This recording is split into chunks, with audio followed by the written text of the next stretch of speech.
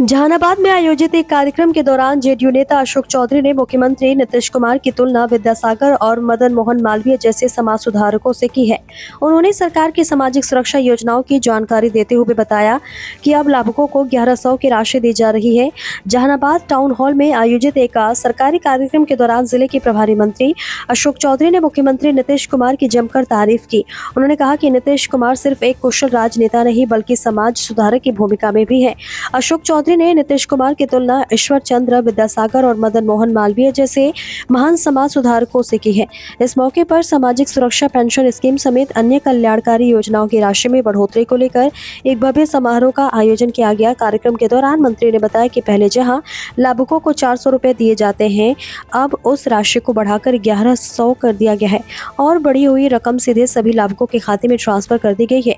NDA छोड़ने की अटकलों पर विराम लगाते हुए अशोक चौधरी ने कहा कि मुख्यमंत्री नीतीश कुमार कई बार स्पष्ट रूप से कह चुके हैं कि वे एनडीए का हिस्सा हैं और वही बने रहेंगे। उन्होंने आरोप लगाया है कि आरजेडी और विपक्ष जानबूझकर जनता के बीच भ्रम फैला रहे हैं। नीतीश कुमार पाला बदल सकते हैं। सुप्रीम कोर्ट द्वारा मतदाता सूची पुनरीक्षण पर दिए गए फैसले पर मंत्री ने कहा कि जेडीयू सुप्रीम कोर्ट और निर्वाचन आयोग दोनों फैसले का सम्मान करते। उन्होंने कहा है कि पारदर्शिता लाने के लिए आयोग ने ये कदम उठाया और इस पर विपक्ष बेवजह अफवाह फैला रहा है। आज जो माननीय मुख्यमंत्री जी ने प्रदेश के तमाम लोगों को जो हमारा 400 का पहले पेंशन था उसको 1100 किया है, तो आज से पूरे बिहार के तमाम लोग जो प्रदेश में हैं उनको 400 से 1100 करने का काम माननीय नेता ने किया और आज से सभी के डीबीटी ट्रांसफ़र आज हो गया है। तो हर जिले में जो प्रभारी मंत्री हैं ना, वो मुख्यमंत्री जी के साथ साथ हर जिले में लोगों ने एक कार्यक्रम आयोजित करके लोगों को ये बताने का काम किया है कि अब आपका 1100 हो गया, सो दैट कि कोई व्यक्ति ये नहीं बूढ़े बुजुर्ग को लगे कि मेरा 400 था अभी 400 नहीं था। तो एक अवेयरनेस प्रोग्राम हुआ, जितने भी हमारे सामाजिक पेंशन योजना के योजनाधारी थे उनको बुला के, जिससे कि एक अवेयरनेस भी हो कि ऐसा नहीं हो कि घर में बहुत से लोग चेक पर साइन कर देते हैं, जाओ पैसा निकाल लो, तो पता चला वो पैसा निकाले तो वही पुराना 400 रुपया उनको हाथ में लगा। तो इससे एक अवेयरनेस हो गया और ये किया गया है। 3 स्कीम है भारत सरकार की, जिसमें वृद्धजन योजना भी है, विधवा भी है और निःशक्त योजना भी है। तो उसमें पहले 200 रुपया भारत सरकार से और 200 रुपया राज्य सरकार उसमें देती थी, 50-50 था। अब माननीय नेता ने उसको 900 रुपया राज्य सरकार से कर दिया है। और जो हमारी मुख्यमंत्री वृद्धजन योजना थी, लक्ष्मीबाई हमारा जो योजना थी स्टेट की, उस योजना में भी 1100 रुपया राज्य सरकार देने का काम करेगी। और एक बड़ा मतलब जिसको बोलते हैं कि जो लोग जीवन में किसी के ऊपर आधारित हैं, जो लोग निःशक्त हैं, जो विधवा हैं, जो बुजुर्ग हैं, उनको एक बड़ी राहत मिलेगी। कम से कम उनके बाल बच्चे जो पोता है नाती है वो उनके पीछे बिस्किट के लिए, मिठाई के लिए, टॉफ़ी के लिए लगा रहेगा। और जो छोटे छोटे जो हमारे निःशक्त लोग हैं, कम से कम उनको जो हम लोग गाड़ी दे रहे हैं बैटरी ऑपरेटेड, उसमें उन लोगों को मिलेगा, काम मिलेगा, हर महीने 1100 मिलेगा। तो एक सम्मानजनक जीवन जीने का आधार होगा।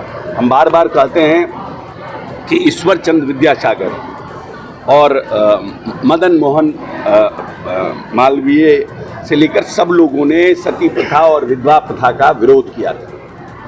और उस समय जब इन लोगों ने सती प्रथा और विधवा प्रथा का विरोध किया था, सामाजिक जो लोग, तो इनकी धोती खोल दी गई थी, इतना विरोध हुआ था समाज में। लेकिन अगर आज के युग में देखिएगा तो आज सब लोग सती प्रथा के खिलाफ है। विधवा चाहता है कि घर में कोई अगर ऐसा दुर्घटना हो जाए तो लोग चाहता है कि उसका कोई बैठाना नहीं चाहता है। तो हर लोग जब जो नेता पैदा होता है, जो समाज को सुधारना चाहता है, उसका विरोध होता है। आज नीतीश कुमार जी का विरोध हो रहा है शराबबंदी के लिए, लेकिन शराबबंदी भी एक सामाजिक काम है। जो गरीब तबके के लोग हमारे यहाँ हैं, वो लोग 500 रुपया कमाते हैं, 200 रुपया शराब में बर्बाद कर देते हैं। घर 300 रुपया लाते हैं, आज सब लोग शराबबंदी से 500 रुपया ला रहे हैं।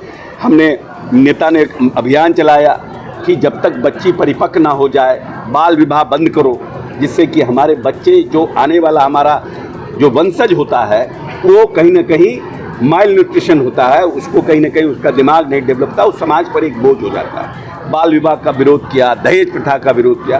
तो नीतीश कुमार एक राजनेता नहीं, एक समाज सुधारक भी है। ये बात हम सब बिहार के लोगों को समझना चाहिए और हम सब भाग्यशाली हैं कि उनके एरा में हर व्यक्ति आया और हर व्यक्ति जाएगा, लेकिन उनके एरा में हम लोगों को काम करने का मौका मिला। को लेकर सुप्रीम कोर्ट का फैसला है, तो कैसे देखते हैं? ये फैसला तो अभी को कोई ऐसा सुप्रीम कोर्ट ने कहा है आधार को भी बनाना चाहिए, इलेक्शन कमीशन उसको देखेगा, उन्होंने सुझाव दिया है और हम लोग तो न्याय निर्णय के साथ हैं, हम इलेक्शन कमीशन के भी साथ हैं और सर्वोच्च न्यायालय के निर्णय के भी साथ। जो सर्वोच्च न्यायालय निर्णय करेगा हम लोग उसके बाइंडेड है। लेकिन कौन विरोध कर रहा है, क्या कह रहा है इलेक्शन कमीशन? इलेक्शन कमीशन कह रहा है कोई भी जायज वोटर छूटे नहीं और कोई भी नाजायज वोटर जुटे नहीं। ये तो पारदर्शिता की बात है ना।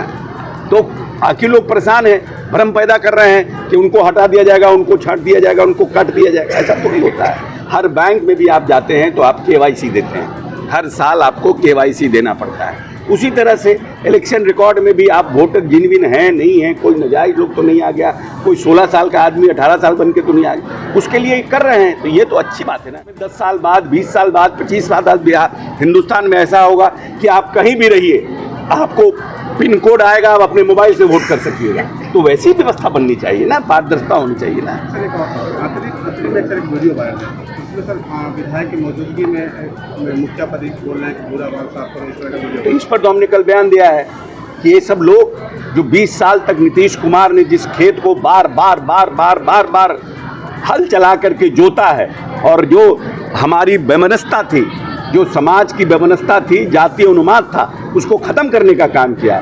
ये उद्दंड लोग फिर से उस तरह की वैमनस्यता पैदा करने का काम कर रहे हैं और इस तरह की भाषा का प्रयोग कर रहे हैं। बिहार को अगर 21वीं सदी में ले जाना है तो इस तरह की भाषा का प्रयोग करिएगा।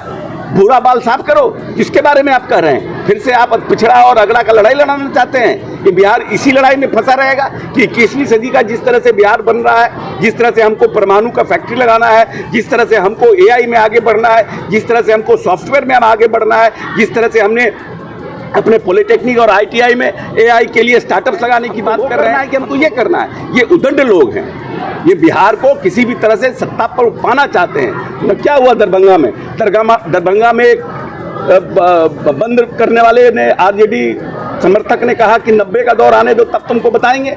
नवंबर तक इंतजार करो, 90 का दौर लौटेगा।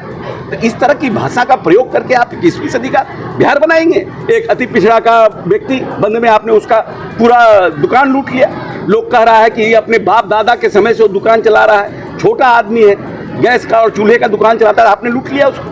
ये बिहार है। बंद जन समर्थन से होता है, उद्दंडता से बंद नहीं होता है। सर एक आखिरी सवाल, नीतीश कुमार अभी संबोधन में अपने कहा कि अब इधर उधर नहीं जाएंगे, इसका क्या? ऐसी ही और खबरों से हमेशा अपडेट रहने के लिए चैनल को सब्सक्राइब कर लीजिए और वीडियो पसंद आया हो तो लाइक और शेयर करना ना भूलें।